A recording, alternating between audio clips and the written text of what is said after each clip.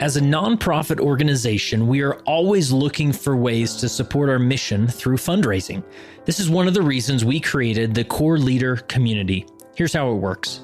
For anyone who becomes a subscribing donor on a monthly or yearly basis, they will receive access to our Core Leader library, which contains 100 plus hours of additional leadership content. This includes all of our virtual conference libraries, including in-depth content about helping individuals overcome pornography or ways to minister to those who are questioning their faith. It's all easy to access through a slick smartphone app, which makes it great for a busy schedule and people on the go.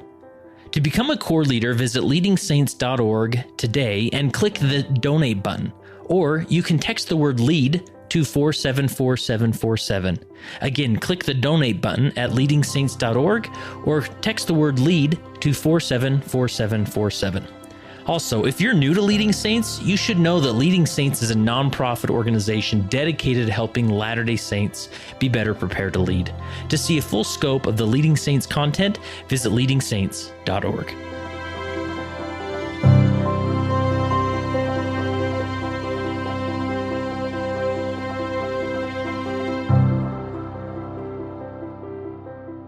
Today, I'm in American Fork at the corporate office of Built, with the CEO of Built, Nick Greer. How are you, Nick? I'm doing great. How are you doing, Kurt? Awesome. Now, so this isn't the Built Bar office. Built Bar is just a part of Built, right? How does that work?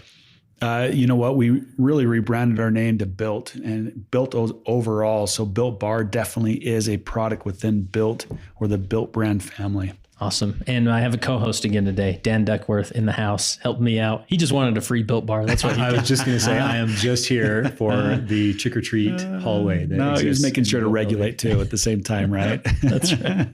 Awesome. Now, and you also serve as a bishop in Alpine, is that right? Serving, yeah. Serving, right. Currently. Yeah. And how long has that been going on? I like to say in my third year. It just sounds a little longer than just over 2 years. Yeah.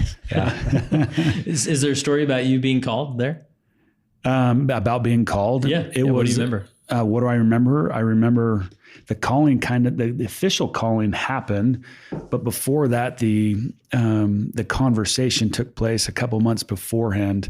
Oh, really? Knowing that the calling was going to happen. And that was a little wild and crazy, but it was a phenomenal experience, beautiful experience. Yeah. So that conversation was between you and the stake president, or you and God, or what? No, definitely not me and God. He's trying to figure out how to communicate with me, but with the stake president. Nice. Yeah. Nice.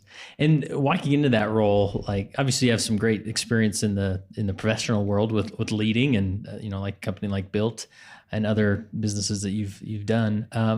Walking into that role as bishop, like where do you even begin?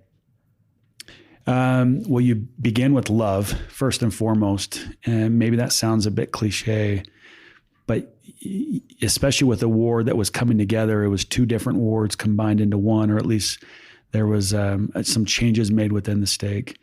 You've got to build that trust. You got to build that love. You've got to show that you love them, but most importantly, that the Lord loves them and that you are aware of that love for them. Mm-hmm. And that definitely takes time, like any other relationship. The trust takes time, like any other relationship.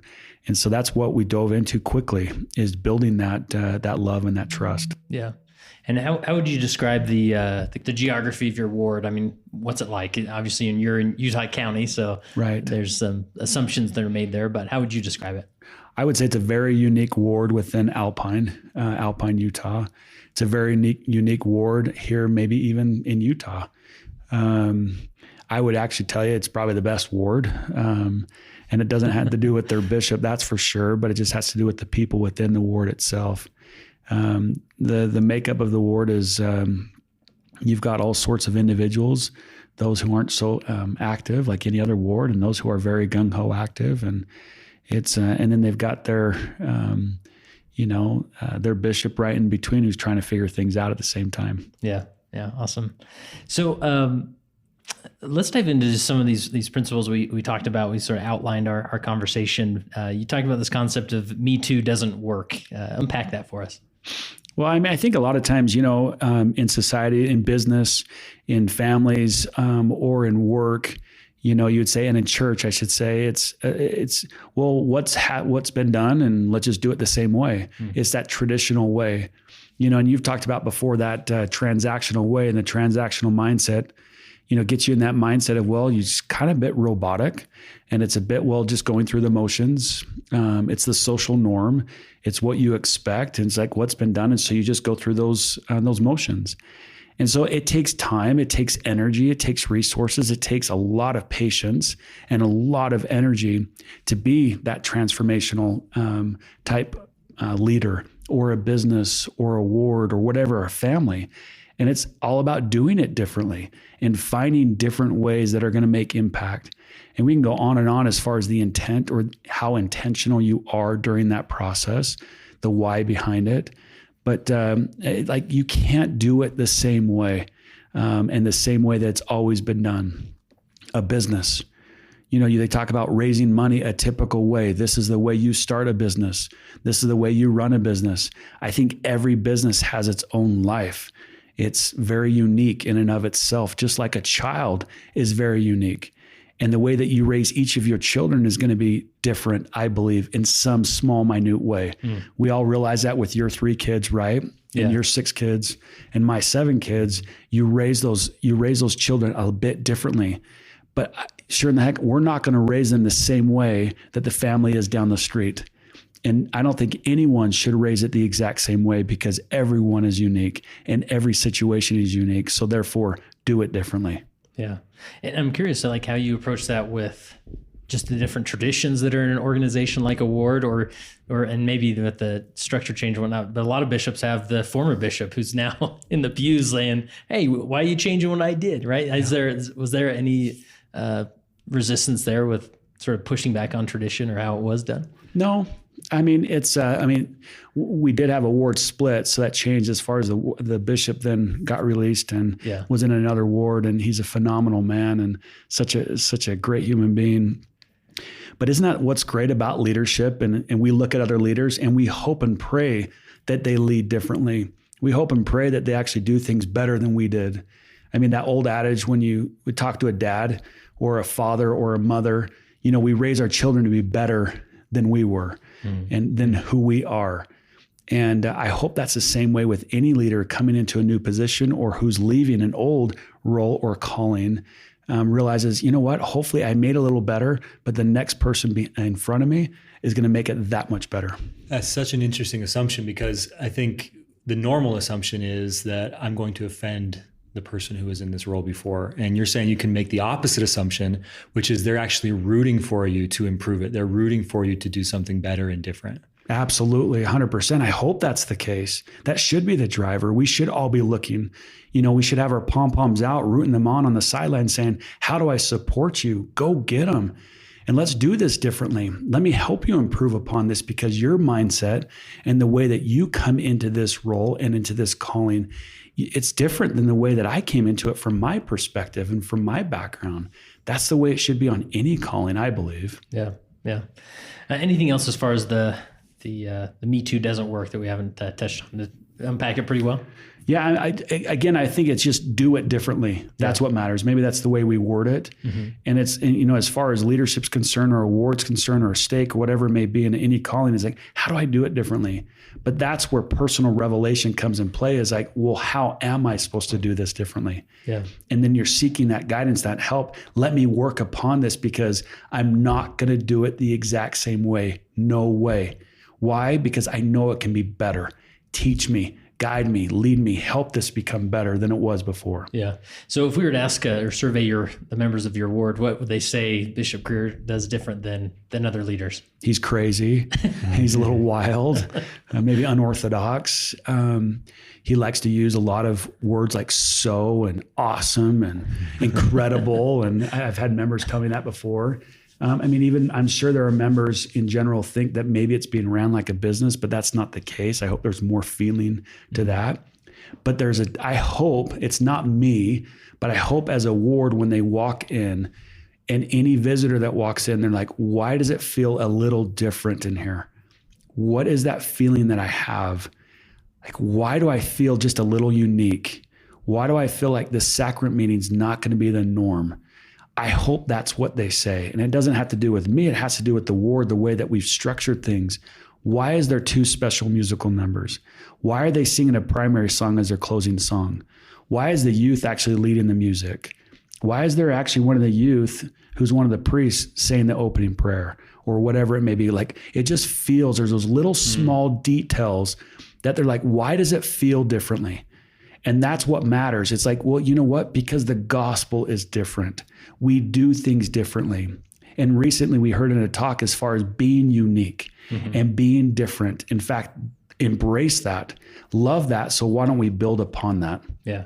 And so with these, like, is it mainly for these little pattern interrupts? I mean, it's great to maybe involve youth in different ways as well, but it does, because we've been going to church for so long, we sort of just assume, how this works, the husband and wife talk, and, this is who gives the closing prayer. But is it the pattern interrupts that then have them lean into the rest of the meeting that you've put together? Yeah. I mean, we work off traditions, right? Within the church, we work off traditions. It's about the tradition. In our families, it's tradition. It's all based, well, that's the tradition. That's the way it's always done. Well, should we ask ourselves the question, well, why is it done that way? And then how should it be done? And how can we actually build upon it? Well, the tradition you may think should be done one way, but the why behind the tradition is something completely different. Well, let's actually start building off of the tradition and adding to the tradition and making what you deem, quote unquote, traditional, something a little different, a little bit better. And it's like, wow, that just feels special. And you continue to actually, the tradition is something special, right? It's something that's like, it will always be there in the past you're grateful for, that you cling to or you grab onto. But it's the future of building upon that tradition that you get excited about, and you're part of that tradition building, if that makes any sense. Yeah, I mean, because traditions is, we sometimes put it in a negative connotation that, no, tradition could be a great thing as long as we have purpose and meaning behind it, right? Yeah, and it seems like, you mentioned that your ward would describe you as crazy and wild. And, I was just playing around. I know, but you have a lot of energy, right? Yeah. So it seems like this is part of who you are. It's what you bring to Built. It's what you brought to past companies. It's what you brought to past callings. And now you're getting to bring it into this role as being a bishop. What would you say to leaders, either in your ward context or even those who are working in a corporate setting, who maybe don't feel that same sort of personality in their leadership roles? Like, what is the answer for them? That's an awesome question. It's a great question, because I think we're a little scared to do things differently, and it's safe. And in fact, I get uncomfortable when I'm comfortable. And so, like, a lot of times with leaders, I would say, if you're comfortable, maybe you should be a little uncomfortable. If you're safe, maybe you should actually feel not so safe. Maybe it's okay to actually do things just a little bit differently. And I'm not saying the principles of the doctrine, you're never changing that. That's not what I'm trying to say. But I had a conversation with 2 members yesterday talking about tradition. And of course, immediately it was like, okay, Bishop Greer, you want to get rid of tradition? No, like, I'm the tradition king. I love traditions, but I love improving upon those traditions. I love making them better for the time that we're in right now and understanding why we do it that way. And so for leaders themselves, as far as business leaders, church leaders, or just, a mom or a dad, I have to say, like, well, how do you continually make it better? How are you continually making yourself better and improving upon that? Don't be scared of it. Get uncomfortable when you're comfortable. Get uneasy when you're feeling easy. And I'm telling you, it will be amazing by the direction that you go in, but others around you, how they start actually gravitating towards it, and it becomes part of your culture. It becomes part of their culture. It becomes like they start trusting in it. They start adding to it. I mean, it's amazing. Then all of a sudden you're stepping back and you're watching them start making those decisions and start seeing in that light. Yeah. Does that make sense? Yeah. And I think that tradition obviously has a role to play in stabilizing an organization or a community over time, right? But then the world changes, and we get stuck on those traditions that served us so well for a different time that are no longer in alignment with what the world is asking or demanding of us at this moment. And so I'm curious if you've seen, in your perspective, like, is this new kind of leadership, is it something that's a response to the way the world is now that maybe it wasn't 20 or 50 years ago? I don't know. I mean, plain and simple, is it how the world is today? I think the world's always been revolving and it's always been changing. And maybe the rate at which it's changing is at a more increased speed. And so it's moving faster. Yes, absolutely. So therefore we have to be moving faster. We have to be prepared and be, making sure we're staying up with that. But for me, my personality is that attack mode. And it's a mindset of I'm attacking. I'm always being prepared to actually being even with the war we talked about specifically, ready to take a charge. So in basketball, it's like the coach, I remember used to say, be ready for that charge. So you're inside the key. It's like I'm planting my feet down and I'm ready for the charge. And so why? Because I'm firm in my foundation and I'm ready to take that charge. But I'm ready, personal foul on the adversary, great, but I'm getting up and I'm booking down the court and I already forgot about that personal foul and I'm moving down and I'm attacking to go score the next shot. I'm on my defensive mode, right? As far as taking the charge, but now I'm offensively attacking. Well, how can we have the mindset of offensively attacking, being ready to attack anything that's coming at us at any time, any direction, anything whatsoever? You got to be on your A game. You got to be on your A game all the time, whether you're a church leader or a father, a mother, or a business leader, wherever you may be, that attack mode matters. Yeah, I think a lot of time church members or employees, they find a lot of comfort in the traditions and the stability, the predictability. I can come to work every day and I can anticipate what my day is going to be like, or I can come to sacrament meeting and anticipate what it's going to be like. And when it's not that, and when it's repeatedly not that, that can get them uncomfortable. That can get them kind of reeling a little bit. And you already mentioned a conversation you had yesterday with two of your congregation members. Who are great. Right. But I'm curious, how do you as a leader help the congregation or the employees into that change is frequent and constant mentality? Yeah, it's not chaos. You're not sitting there just creating chaos. There's absolute order to the change. I mean, there's a rhyme and reason to the change, but you're not afraid of the change if it's necessary. You're not afraid of it. You're not afraid that, you have a second speaker ready to speak and they're prepared, and you pass them a note saying, you know what, can you hold this talk for a few more weeks? There's a few things that need to be said. You're not afraid for that. If the Spirit is telling you that, it's plain and simple, you just do it. And so you're not afraid when you get prompted to do something that change is it's okay. And there's no fear towards that change. And then people get used to the fact that they're actually the consistency or the tradition, as we want to call it, is, we're excited for little changes along the way like that, because it actually brings life into the congregation. It brings life into this meeting. It brings life back into what I'm actually fighting for day in and day out. Yeah. I love that. And I'm intrigued by this concept of attack mode, because I think in the professional business context, it makes a lot of sense, be really aggressive and whatnot. And maybe that example of sometimes you just have to make a call of, we're going to call an audible here in sacrament meeting and bump you 2 weeks or whatever it is. But what other ways does this attack mode, how does it manifest itself in the church leadership context for you? Oh, wow. You know what? It's so easy to say in the moment. It's hard to say out of the moment. Yeah. I think it's constantly being ready for, that inspiration, constantly ready. We're just going to do things a little bit differently. We have a longstanding tradition in our town on Christmas Eve. And I would tell you, most bishops in the past, it's a little nerve-wracking to say we're going to change almost a 100-year tradition. Well, we're not changing the tradition. We're just changing the way that we're going to go about the tradition.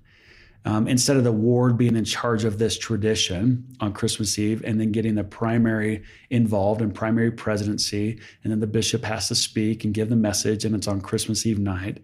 It's what was the tradition in the first place? It was the community. Well, let's make sure the community then. Who in the community wants to be involved? Who wants to actually own this as a community? It's not a church calling. Well, let's disrupt this. And so you're not afraid to disrupt. The fact that you're not changing tradition, you're changing the way that we went about it. And I would say there's moments like that all the time. You're okay, Maybe it's a certain Christmas sacrament meeting and the way that things are always done or have been done. Well, what's the Spirit directing us? Let's try something different. And it's okay to be different. Yeah. And sometimes for people, that's hard. It's like, no, this is the way it's always done. Well, yeah, but this is the way that we're going to try this right now, and it's okay. Yeah. And let's give this a try, because you may actually find out that it's even better. Again, I don't mean to like repeat myself too much, but we can't be afraid of change. Look at our prophet. Look what he's doing. It's like, it's so beautiful. The Lord's like, okay, time to rattle things up. It's time to change. Yeah. Let's do it. And I'm like, I welcome it. I love it. Now, what do we do at conferences? What are we all like expecting? What's the tradition now? We expect, what's the change going to be this time? I'm like, oh, yeah, like there's no Just change. another Just another 6 temples. That's it. You're like, what? That's incredible. Yeah. But we're actually starting to get trained, right, for conferences for change, which is beautiful. Yeah. And what I'm learning, like that, and being in that attack mode is like, knowing that you're ready to act when that prompting comes, regardless of Always. of other things, that other pressures that are maybe pushing against that. You mentioned a little bit about culture, and culture is everything, as you've outlined here. I'm curious, first start in the context of here at Built, like in a company like this. I think they said you have 350 or so employees. How do you establish culture in that size of a group? Because that's maybe close to a typical ward size. Yeah, it's actually more like 450, but Nice.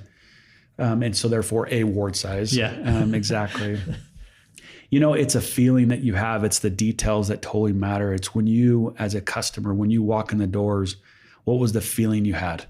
Like, you tell me, what was the feeling when you walked in the doors? Man, there's some energy here, upbeat. I mean, they're not on their last dollar. Like, it's like, this is a growing company. Like, it was very positive. There's a NASCAR car in the front lobby. I mean, are you recommending this for our ward buildings? Yes, seriously. It's time to put couches, a NASCAR that's a couch in our lobbies. Yeah. But more seriously, to your point, the receptionists at the front, as we were waiting, they started to talk to us. Yeah. Have you been here before? Have you seen the car? Have you let us talk to you? Let us share with you our energy and excitement for what we're doing here. Right. Small details. Now, if we were to take a tour throughout this whole place, I would hope the feeling that you have when you leave is even more powerful. Mm-hmm. It's even more energetic.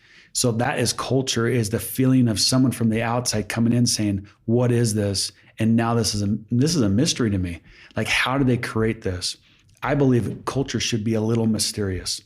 It's like, I don't know everything in the why, but I know what I felt, and I know how I felt it when I walked in, and I kind of want to hang out there longer. That's culture. So when a team member comes in, do they feel that safety? Do they feel that, like, hey, you know what? There is something here. They're not on their last dollar. Or, you know what, I want to add to this culture, or I want to add to the energy. I want to bring my very best every day. I want to be innovative. I want to be creative. You see our innovation lab here. Immediately as you walk in the corner, you're like, wait, what are they creating? There's a curiosity, right? Well, how do you create that curiosity? How do you create that excitement behind that? And so it just goes on and on and on when you build that within a business. And how many flavors are you guys up to now? Like 89 so far in 3 years. So Baskin Robbins only made it to 31. I know. Is that right? Can you believe that? You guys have gone to 89. Yeah. We don't offer that on our website, but that's over the years, the last 3 years. Yeah. That's awesome. And you've mentioned some things already, but anything else as far as how you create that mysticism or the of culture in the award setting? Wow. It's a little different, of course. The flavor of the day is a little different. You're not creating so many different flavors. You got a candy bowl in your office, I hope. Yeah, there's some candy bowls, there's bouncy balls, there's different things. And you make sure everyone has a Built bar in their home. That's right. In the ward. That's right. A Book of Mormon and a Built bar. But yeah, that's right. And maybe some swag too at the same time. Within a ward, it's I first and foremost, and that's something here at a company, is the love. Like, how do they feel? Are they appreciated? Are they accepted? Are they loved no matter who they are? On a ward level, I don't care who you are or what part of the journey you're at or where you are at. Like, we are going to love you like no other, period. And you're going to feel the love of Christ, period. That's all that matters. So when you walk in those doors, immediately you're going to feel that love, period. That's what gets me excited. And so when we actually testify, proclaim of that over the pulpit, in classes, or wherever else it may be within the church, That's the culture. It is purely a culture of love, plain and simple. It's not a complicated strategy. Yeah. And are there any specific routines either that you do personally or with your ward council that sort of perpetuates that culture? It's our Relief Society president. So we tag team together on this for the last year and a half, and we do go in different iterations in different ways, but we've got a text message that goes out to the ward council. And right now, like for example, I got a text this morning, we're praying specifically for one family on the entire ward council every day. And I'll read this. In fact, I'll read the text just from this morning. I won't read the family name. It says, today pray for, and then it names the couple and family. Pray that they may build their foundation upon Jesus Christ and learn how to draw upon his power, and which comes from President Nelson's talk, and have a greater desire to attend the temple often. Wow. And every day it's like a pause, and I send her a little heart emoji. And after I sit and I just stop and I pray, and it's amazing that immense amount of love that you feel for that family, and you visualize them and you feel them, and immense. It's just like I love that family. And I'm like, I haven't prayed for them yet, but I'll tell you when I do today. So I put the little heart emoji, or the heart, the love, right? Instead of the like, I love it, not like it. Big difference. I don't know if you knew that with your wife, when you love her comment and not like it. But oh my goodness, the Spirit is so strong. And I know the family is feeling that. That's one thing that we do of many things. So that goes out to your full ward council? Yes. And is it always coming from the Relief Society president, or do people take turns, or how does that work? So she organized all of it. And so that's how we keep it organized. She's fantastic on that. Awesome. Any other, I love those type of tactics that wards use. Anything else that you would say that perpetuates positive culture? I think it's being consistent, with it.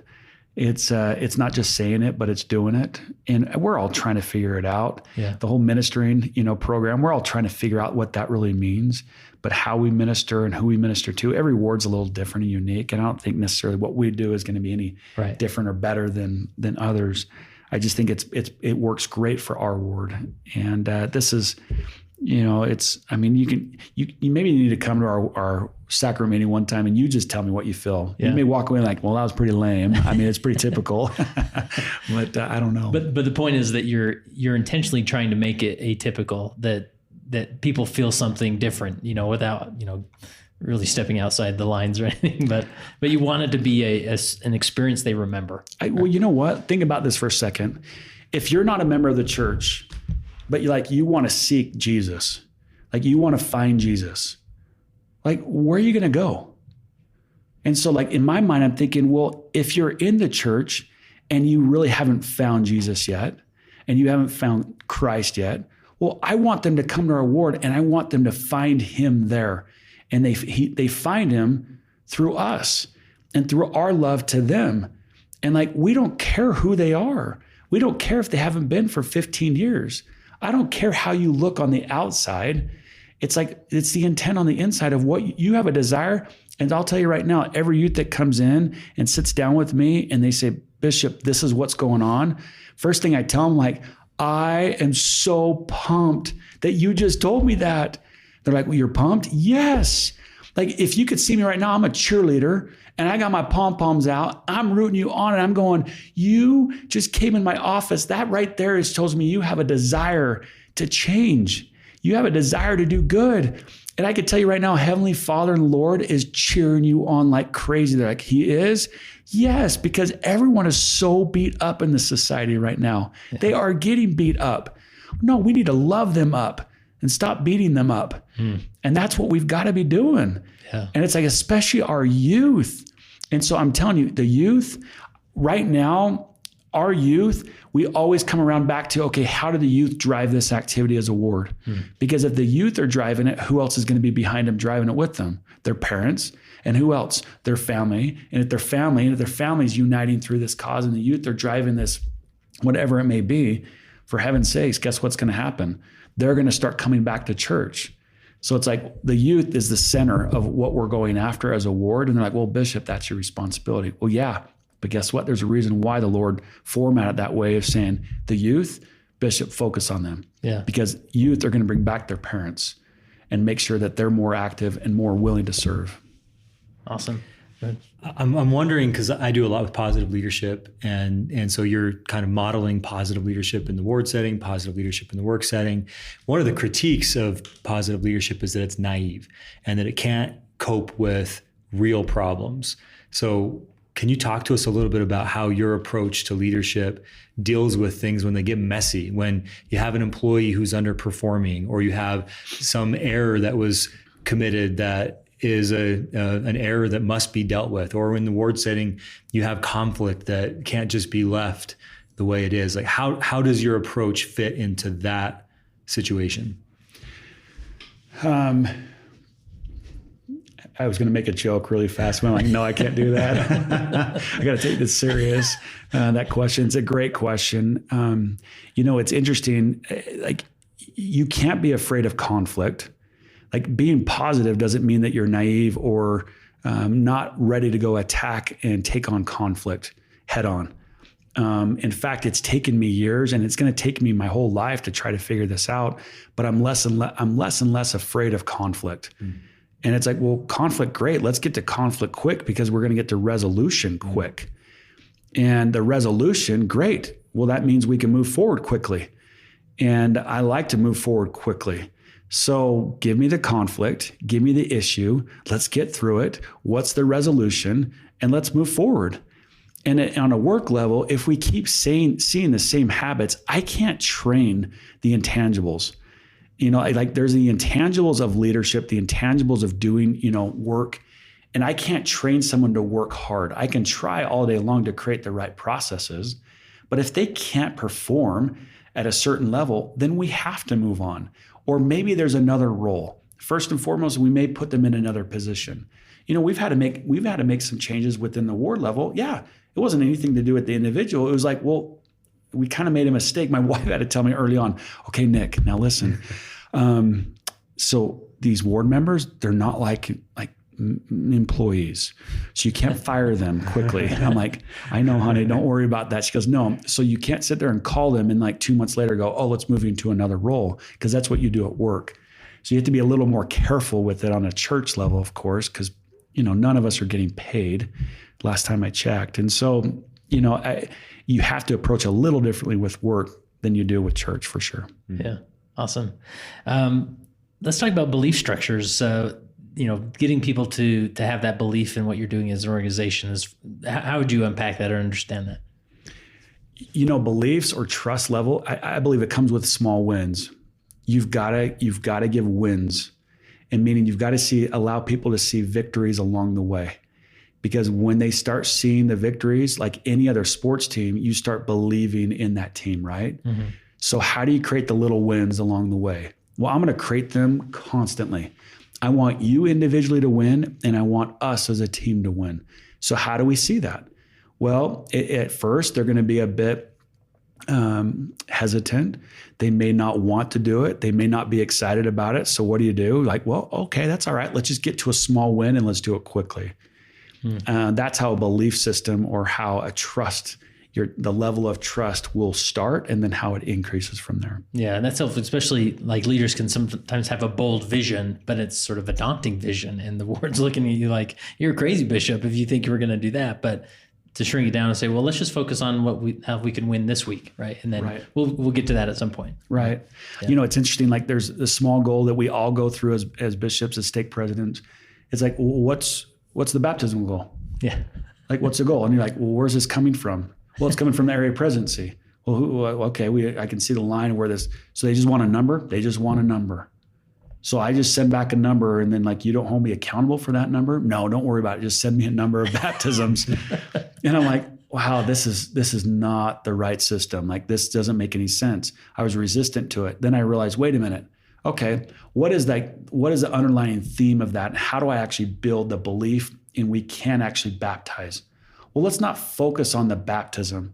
Let's focus on the invitation. So let's actually have a goal of inviting. And so we changed the goal of, okay, this is how many invitations we're going to make to activities. And so like, well, what do we do? It's like, well, as a ward council and as a ward and as ministers, it's like, well, it's just the invitation. just like we got to make sure we're inviting. We're just inviting. It's not, well, good. We accomplished it. Now come and enjoy and partake with us. Yeah. We're not so worried about like, are they going to get baptized? Once they get into like the first barbecue or the first activity, they're like, dude, you scared us, and no, we're never coming back again. And so I sent out the first goal one time, like, here's the invitation. Like, can you give us a baptismal goal? Okay, great. Here's the invitation goal, and here's the baptismal goal. Nice. And so we focused on that. So it creates a belief within the ward of like, this is what we're going after. Yeah. And then how organized or structured is that invitation, effort amongst the ward? Is it something you're bringing up each week, or, I mean, how does that work? Listen, I think we accomplished it within the first 30 days. So I'm not worried about like, well, let's have this, dashboard and making sure that we have this many. You kind of want to make it part of the DNA. Again, back to the culture. Right. It's a culture of inviting. So we're always inviting. Like, a matter of fact, why wouldn't you invite? Yeah. Like, just come to this. Yeah. It's not like, well, should we go invite the Joneses down the street who aren't members? No, like, we always invite them. Yeah. It's about the invitation, and then the goal is always accomplished. Yeah. And I love this concept of getting it into their DNA, because, it's very easy to get, focused on the number of it, especially if, you run a business Monday through Friday and you're focusing on numbers, and then you naturally default into that mode of saying, but instead of saying, how many ministering visits do we get? It's more of like, how do we create something so that it's in their DNA that they just naturally do this? And that's where we're going to put our effort. Right. Right. Yeah. Awesome.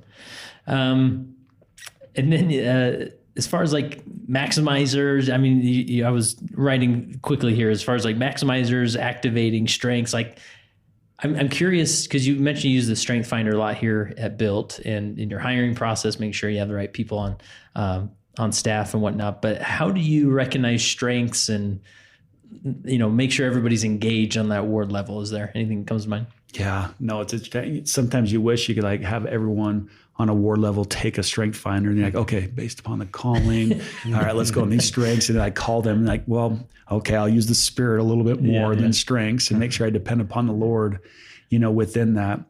But, in general, as far as strengths are concerned, when you start understanding people's strengths, you don't get upset at them as much. You realize, oh, that's why they do what they do. For my wife and I, for example, when we understand each other's strengths, I'm like, oh, number one and number two is discipline and responsibility for my wife. She's like a pure executor, and she's very disciplined and she's very responsible. Well, my number 33 and 34 are discipline and responsibility. And so it's like, I can actually change on a dime and be like, I can be very spontaneous. Like, let's go to Hawaii tomorrow. Let's do that.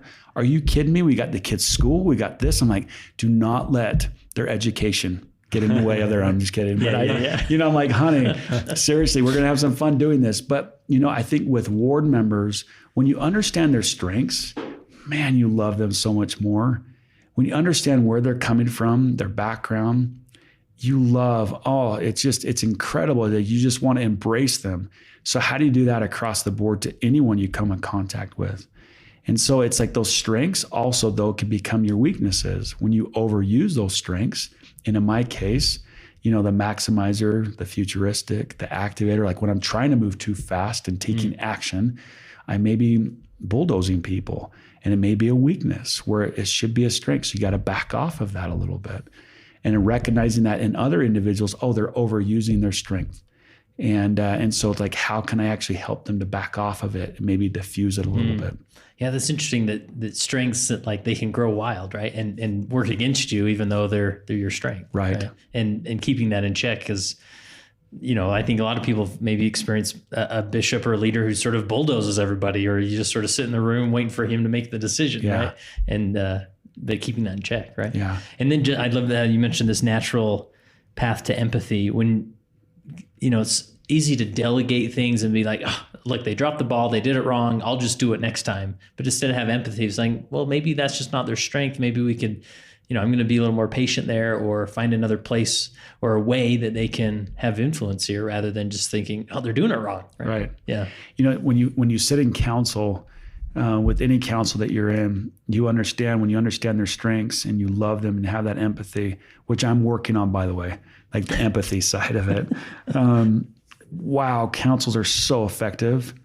And then you realize, like, I need everyone's strength in this entire council. Like I need everyone. I need to dig into everyone's strength, because that's how we're actually going to come up with revelation and the answer. And that's what's empowering. And then you're like, wow, like yesterday we had this ward council. We walked away. I'm like, that was the best council ever. Well, everyone was participating and giving input on some of these things that we're working through. And it was powerful because the Spirit's like, boom, here's what you got to do. And it was loud. It was like just clear as day. But that's because everyone was using their strengths and you're recognizing them. And so when there was a moment of where we're a little weak, it was easy to go to an individual, to a sister and say, hey, I knew this is where her strength was. What do you think on this? And then boom, she fed us with more information from her perspective. And the Spirit was able to testify, all right, let's do that now. This kind of goes back to something you were saying at the beginning about how it takes time, it takes energy to get to know the people and to connect with them on an individual basis. And then you bring that around full circle to this idea of knowing their strengths and how to employ those in even just a limited situation like a single meeting. What about those leaders out there that are feeling overwhelmed and they're saying, wow, I mean, you're in a situation where you're the founder of an organization, you're the father of 7, right? You have a grandchild that lives next door. You got a lot going on in addition to trying to get to know 200 or 300 or 400 people's strengths and to know how to deploy those. How does that all work in your life? You don't need to know 200, 300, 400, well, in awards, sake, 300 or 400 or 500 people's strengths. Like, know your bishopric strengths and know your ward council strengths, and delegate like no other and trust like no other. There's a reason why they're in that calling. I mean, you're like, well, of course that's simple, but I can't. No, try it. And then try it even twice as much as what you're doing, and then try it 2 times even more, and then keep doubling down on how much you're leaning in or leaning on or leaning to, unto the ward council that you have in the bishopric. For me, it's like I'm always coming back to, and it's going to be I think it's going to be a generational thing for members to understand that, wait, the bishop really needs to be focusing on the youth, because they still come to the bishop for, hey, I need help, bishop. Only bishop can handle this. Well, no, I'm going to keep leaning into the elders quorum president or the Relief Society president. Well, bishop, don't you want to go visit these people? Yeah, I mean, I'll check in. I like you to be the person that's doing that. Well, because I'm going to spend time with my family after I'm really focusing. I'm going to spend it with my family, but I'm also going to involve the young men, the young women. But my focus is making sure that the young women are solid and the young men are solid, that all the youth, their testimonies are solid. And like, that's my focus. And I'm going to make sure of that. Well, I'm going to make sure I love the ward like no other, but I need the help of each organization and each organization president I need to lean into them like a ton. And I don't know if I'm doing justice by the clarity of how I'm saying this, but depend upon them like no other. And I think too often we feel like as a bishop or as a certain leader, well, if it ought to be, it's up to me mindset. No, if it ought to be, it's up to them and it's up to the Lord, and now trust them a little bit more. I think that word trust, right? Because so often we're afraid they will drop the ball. To Kurt's point earlier, we're afraid they're going to fail, and then we'll be left holding, the results. So it's easier just to do it yourself right from the beginning. But when you're building something bigger than just solving this one problem, it makes it easier to let go. You mentioned something just barely I want to follow up on. You said, I want to make sure that the young women are set and that the young men are set. I'm struck by the fact that you brought in the young women and you brought them in first, because I think when the young men's presidency was eliminated and the bishops were moved into more of a direct role with the young men, at least structurally, I think they were always supposed to be there. A lot of people felt like that was devaluing the young women because now the bishopric wasn't available to them. What are your thoughts about that, and how do you approach, supporting and loving and leading the young women? Oh my goodness, I think it's just the opposite. You're tag teaming like no other with that young women's president. You're holding ward youth council every single month. You're holding a Aaronic priesthood council every single month. You're holding the young women council every single month. We focus on those 2 councils outside the ward youth council on personal revelation.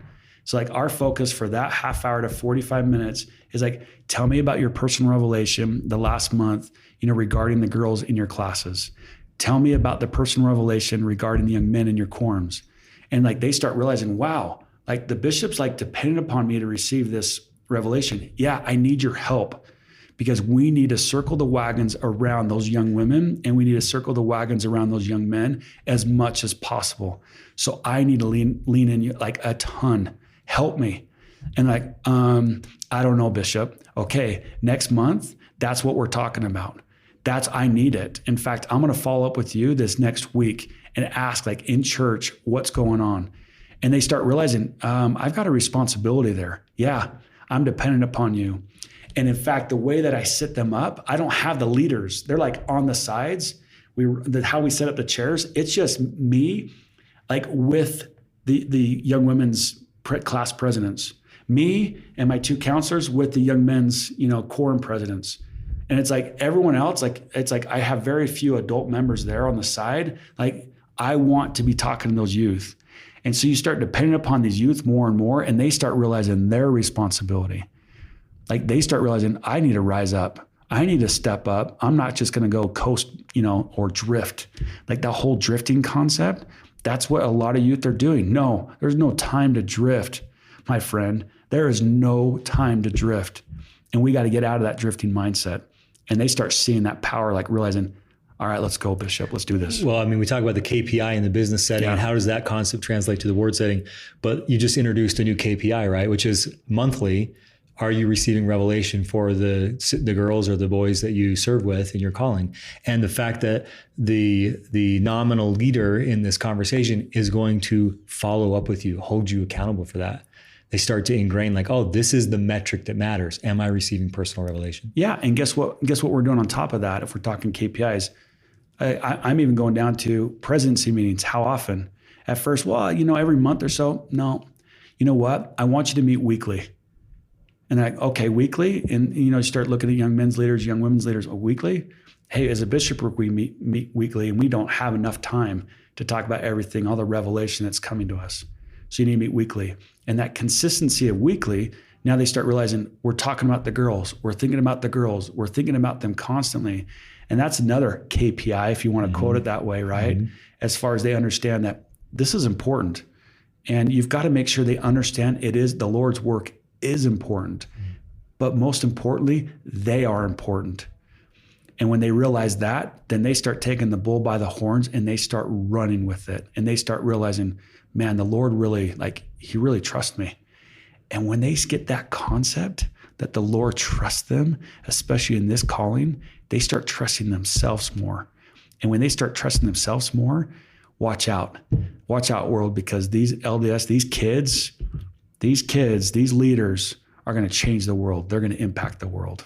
That's why I focus on them. Yeah, I think another really important angle to your story that you just shared with how you work with the youth is a willingness to give time for them to grow into that, because they're not used to that, right? So if we come and on day one, we expect them to rise up and be these amazing leaders because we just decided today was the day. Well, they're also fighting against years and years of culture, decades that go beyond their lifetime. And so to come week after week, month after month and say, this is the expectation, knowing and believing that at some point this flower is going to bloom, and you can't lose that vision of what they will become. And then all of a sudden one day they show up and you're like, leader. I love that you said vision, because one of the first things that we've done with the youth and the thing that we keep building with them, we've got to continue to do better with, is I want them to visualize the type of tree they're going to become. I want them to visualize 30, 40, 50 years. Like, where do you want to be? Because we talk about that drifting mindset. So many of the kids, I don't know, after high school, I've got a lot of a youth that goes, well, I don't know if I'm going to serve a mission. Well, what are you going to do? Let's talk. That's fine. Let's not worry about the mission part right now. Tell me what you're going to do. Paint that vision. But you're painting it for a year from now, but let's paint it 5 years from now, 10 years from now, 20 years from now. And then you actually have them close their eyes and you're like, I want you to visualize this for a second. And then you start painting that picture and they start visualizing where they could be and where they will be and where the Lord intends them to be. Then what you start getting them to do is they start growing those roots. And the roots are the most important thing that we can help them grow, so then they can blossom into that flower, into that tree, into something magnificent that they're intended to be. But too often they just, I don't know, I just got to kind of grow up. It's like, no, hold on, let's get you deeper. And let's talk about that, the why behind why we're going to grow those roots. And I think you like the distinction between transactional leadership and transformational leadership, right? What you're describing is a very transformational perspective, whereas sort of a typical transactional perspective in the church is, how do we get this kid on a mission, right? It's a problem that we need to solve. And we approach the kid like that, and pretty soon the kid starts to feel like a problem that's trying to be solved.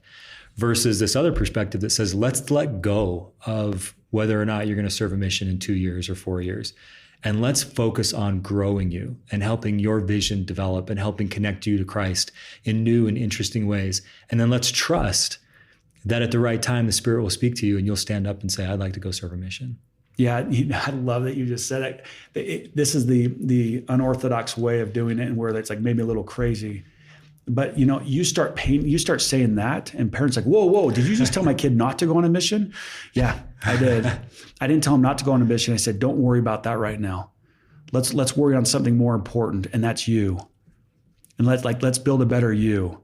And it's like, you know what? Even when they come in and they talk about certain issues, and they're like, Bishop, I don't think I should take the sacrament. No, brother, take the sacrament. No, this is good. Let's let the atonement really work in your life. But let's let the Lord really work in your life. But let's let you understand who the Lord really is. Are you ready? Because I'll fight with you if you're ready to fight. And they're like, well, what does it mean? Like, what is it going to take to fight? I'm like, just tell me, are you ready to put up the fight? Because I'm going to be standing by your side, and the Lord's going to be standing by your side, and you're going to have others standing by your side ready to fight. But I need to know you're ready to fight.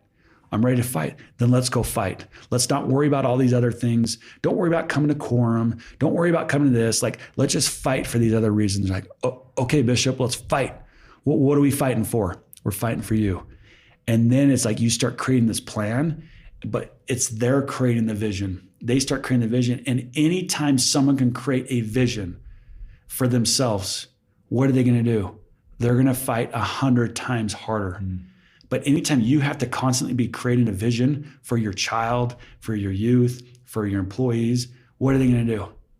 Resist it, maybe? They're going to resist it. I don't know. I don't understand it. It's not clear to me. No. Like, all you're trying to do is you're a facilitator of them coming up with their own vision. And then they start fighting like crazy. Man, that's when it gets powerful. That's when it gets fun. And like, they saw it, it clicked. That's when you're like, all right, reward, payback. They're starting to see the wins. I love that. Yeah. And that's transformational. Yeah. Awesome. I'm curious, you mentioned just that, you've really made an emphasis to delegate to your elders quorum president or relief society president. What are those typical things that maybe, 5 years ago you would have tried to take on, or a typical bishop maybe would have tried to take on themselves, and how are you delegating? Like, how are you empowering those two callings?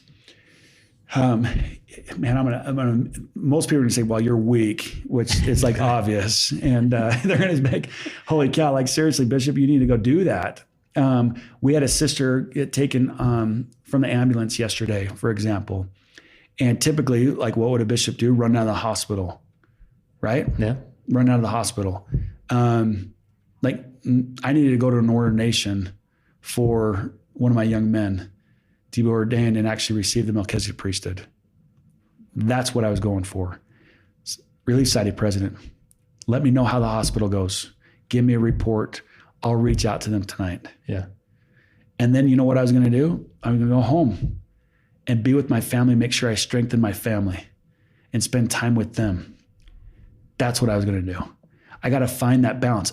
I love that family that with this older sister that was rushed to the hospital. In contact with the Relief Society president, you're going to say, shame on you. Like, shame on you. I'm going to say, you know what? I got to find the balance, and I got to trust in my Relief Society president and elders quorum president. They are so capable. And that elders quorum president holds keys, just like I hold keys. So the elders quorum president, he's capable of doing a lot of things. And that Relief Society president is even more capable than us both. She's incredible. They're both incredible. Yeah. Awesome. As a judge in Israel, what have you learned about repentance that, as far as like philosophies that you take into as you're meeting with individuals who are really struggling with certain sins in their life? The Lord cares about us taking action. The Lord cares about us just striving. And when you feel that someone is striving, someone is trying, someone is willing, someone is like putting up their arm and raising their hand and saying, I need help, that's what matters. That's when it's like, okay. Like I used to judge people so much faster, and I probably still do a ton, but so much faster than I did before this calling. I didn't have the empathy. Maybe I should. I think my empathy's grown a little bit more. And I think the Lord is teaching you in a lot of callings, and in this calling specifically, how to be more empathetic and loving and accepting. And when someone's willing to raise their hand and say, can I come in and talk? And they just bare their soul, man, you just want to wrap your arms around them and say, you know what? You're a fighter, and I'm going to fight with you. And the Lord's right here fighting with you. And he is so proud of you. That's what matters. And that's what I've learned as a judge in Israel is like, wow, that's all that matters. And like, that's what the Lord is doing with us constantly. And we just have to wrap our arms around people and be like, all right, it's okay. We all make mistakes. Let's get going. Let's move forward. Yeah. Yeah. That's really awesome. More of a practical question. You mentioned it's sort of the texting routine you have with your ward council. Any other apps or tools or an awesome spreadsheet or something like that? Anything you use that dealt in your calling? Okay, a little asterisk here. Okay, I own this company, but I use it. So sure. is that okay? Yeah, I'm sure. like this is, and so I'm not trying to promote it or anything else, but we've got a lot of wards and stakes using it. But it's called Skipio, and it's an automation, a texting tool, setting up birthdays, setting up reminders. Sending out individual text messages that are personalized to your ward. Loving on your ward in different ways, engaging them. Like I had a ward member this morning that wasn't at church yesterday. It was his birthday today, but it was set up as a reminder, sent out the birthday wish. He's like, thanks so much, Bishop, means a lot. I'm like, oh, hey. And I said his first name. I'm like, we missed you yesterday in church. And I would have forgotten to do that. But that was a reminder, like, we love your family. Tell your son, and I said his son's name, that we love him and we miss him like crazy. Hope he's doing awesome. I think it's helped a little bit. Nice. And it's kind of nice. But, and so those texts, like that went out automatically to him. Yes. And then he replied, and then you picked it up in real time. Yes. And then you're engaged at that moment because you got engaged. And so you start, so it helps out a ton. Nice. Anything else? Is that? If not, I'm nothing comes to my mind, okay, but I really was not trying to promote that because we love to give any bishop or stake president access to that. Awesome. Well, I have one more question for you, but if anybody wants to learn more about you or your company or, try a good protein bar or whatever, where would you send them? Oh, for the build, it's just build.com on the, as far as our what we call a protein bar that tastes like a candy bar. I think that was said earlier. I can attest to that. Yeah. So yes, it was good. We've kind of had fun with that, but nice. I don't know. I don't go out there on social media and push myself or, so where to find me, just come to Built. We have a foundation that we would love help on. Cool. It's called 512, and we pack bags of food for kids on the weekend. We do about 2,000 bags a week. And we love volunteers. It's ran by volunteers, and we get church groups all the time here in the state of Utah. It fills up quickly, but it's a fantastic opportunity. Every Wednesday night, we pack about 2,000 bags of food, and we feed kids for the weekend. But we want to grow that in, along the Wasatch Front and then outside the state of Utah, and really feed tens of thousands of kids. That's a driver for me. Awesome. That's a good plug. So last question I have for you is, as you reflect back on your time as a leader, in your church life and also in your professional life, how has being a leader helped you become a better follower of Jesus Christ? Wow. Holy cow. It humbles you. You realize quickly when you're a leader what your weaknesses are. You fall on your knees fast, and you fall on your knees quickly and often. And it's a humbling experience to lead, especially hundreds, if not thousands of people, and having to make hard decisions every single day and realize you're not in control at all. And I'll tell you right now, everything that we've built up to this point with this company that we're in right now with Built, I can't take any ounce of credit for it. It has been totally directed every single step of the way. And sometimes you feel like, my goodness, Nick, the Lord's telling you, Nick, here's the plan again. Here's what you got to do. Here's the blueprint. I thought you could figure this out, but every step of the way. And when you're a leader, you realize how much the Lord is in the details, and details matter to the Lord, and it's humbling.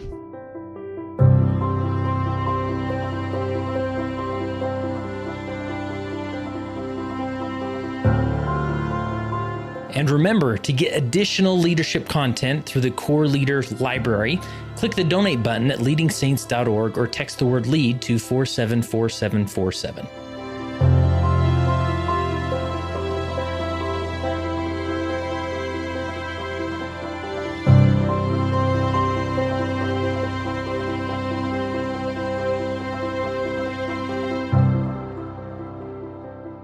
It came as a result of the position of leadership which was imposed upon us by the God of heaven, who brought forth a restoration of the gospel of Jesus Christ. And when the declaration was made concerning the only true and living church upon the face of the earth, we were immediately put in a position of loneliness, the loneliness of leadership, from which we cannot shrink nor run away, and to which we must face up with boldness and courage and ability.